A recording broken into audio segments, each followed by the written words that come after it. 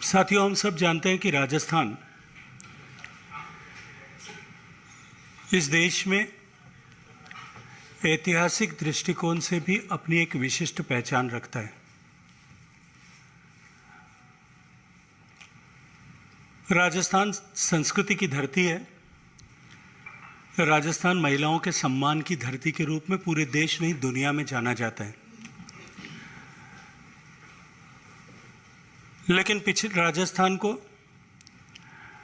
शांति और सौहार्द की धरती के रूप में भी पिछले कई शताब्दियों से पूरे विश्व में पहचाना और माना गया है। लेकिन पिछले 3 साल में राजस्थान में जिस तरह से मॉब लिंचिंग, महिलाओं के खिलाफ दुराचार, नाबालिग या अबोध बच्चियों के साथ में दुर्व्यवहार और अत्याचार, बच्चों की तस्करी, दलितों के खिलाफ अत्याचार, एक मजहब विशेष के लोगों के खिलाफ बर्बरता, इन सब तरह के घृणित अपराधों में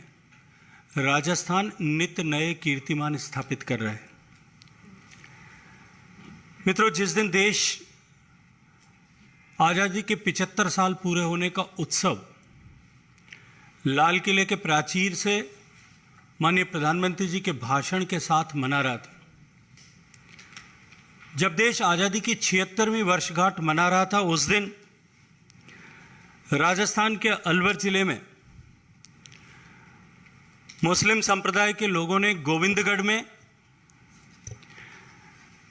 गोविंदगढ़ थाना क्षेत्र में रामबास गांव में सब्जी का ठेला लगाने वाले और अपनी आजीविका का गुजर बसर करने वाले चिरंजी लाल को पीट करके मार डाला। मैं आज इस प्रेस वार्ता में आप सबके माध्यम से प्रश्न करना चाहता हूं कि कहां है इस समय में, जब इतनी बड़ी घटना राजस्थान में हुई, राहुल गांधी जी कहां खोए हैं, प्रियंका वाड्रा जी कहां खोई हैं, सोनिया गांधी जी कहां हैं, और साथ ही साथ ये ह्यूमन राइट्स के अपने आप को चैंपियन बताने वाले सारे लोग आज कहां छुप गए हैं। मित्रों, इसी क्रम में आप सब मित्रों को जानकारी है कि उदयपुर में जिस तरह की घृणित हत्या, जिस तरह की बर्बर और नृशंस हत्या हुई थी, बार बार पुलिस को में जाकर के शिकायत दर्ज कराने के बाद भी, शिकायत दर्ज कराने के बाद बार बार टेलीफोन करके सूचित करने के बावजूद भी जो मृतक था, जो शिकायत करता था, उसी कन्हैयालाल से माफीनामा लिखवाया गया। हत्या से 1 दिन पहले भी फोन करके उसके द्वारा सुरक्षा की गुहार लगाने के बावजूद भी सुरक्षा समुचित प्रदान नहीं की गई। अंततः इतनी बर्बर घटना को अंजाम दिया गया, और जिसके सूत्र ऐसे अतिवादी संगठनों और जो है लोगों से जुड़े हुए अब एनआईए की जांच में सामने आए हुए। गहलोत सरकार उसमें भी प्रभावी कार्रवाई करने के बजाय चुप्पी साधे रही और मात्र सरकारी नौकरी और मुआवजे का लालच देकर के उस मामले को दबाने का प्रयास किया। राष्ट्रीय क्राइम रिकॉर्ड ब्यूरो एनसीआरबी के डेटा के अनुरूप आज राजस्थान, जो पन्नाधाय के प्रदेश के रूप में पहचाना जाता था, जो हाड़ी रानी के प्रदेश के रूप में जाना जाता था, जो मीराबाई के रूप में इनके नाम से जाना जाता था, जो शील की रक्षा के लिए जौहर करने वाली हजारों रानियों को और पद्मिनी के नाम से जाना जाता था, वो राजस्थान आज देश में रेप के मामले में नंबर 1 का प्रदेश बना है। और 18 साल से कम उम्र की नाबालिग बच्चियों के तस्करी के मामले में देश में दूसरे नंबर पर है। मैं प्रश्न करना चाहता हूं आज आप इस प्रेस वार्ता के माध्यम से कि उत्तर प्रदेश में लड़की हूं, लड़ सकती हूं, ये नारा देने वाली कांग्रेस की आदरणीय महासचिव श्रीमती प्रियंका गांधी वाड्रा जी को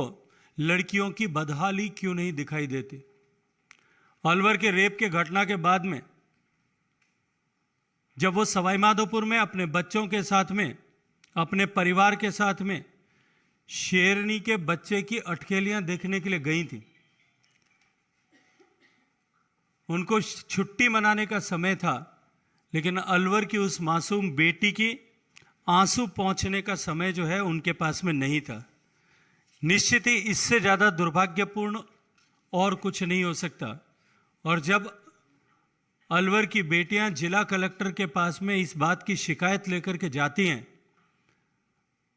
तो जिला कलेक्टर महोदय उनको धमकाते हुए अपने परिवारजनों के और पिता के नंबर मांगते हैं। ऐसा वीडियो दिखता है कि तुम्हारी हिम्मत कैसे हुई मेरे ऑफिस में आने की, मैं तुम्हारे पिता को फोन नंबर पे एक फोन करके इसकी शिकायत करूंगा। जब राजस्थान में इस तरह से रेप की घटनाएं बढ़ रही, दुर्भाग्यपूर्ण इससे भी ज्यादा यह स्थिति बनती है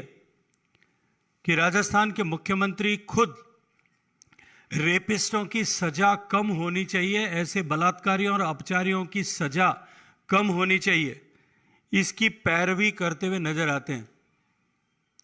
निर्भया केस के बाद में जो कठोर कानून अबोध बालिकाओं के लिए, नाबालिग बच्चों के खिलाफ यौन हिंसा को कम करने के लिए बनाया गया था, उसमें से मौत की सजा को कम करने की पैरवी करते हुए नजर आते हैं। और इस बात को मीडिया से बातचीत करते हुए लोगों के सामने, देश के सामने यह विषय रखते हैं कि मौत की सजा रेप के बाद में हत्या का कारण बनती है। इससे ज्यादा शर्मनाक शायद और कोई विषय नहीं हो सकता।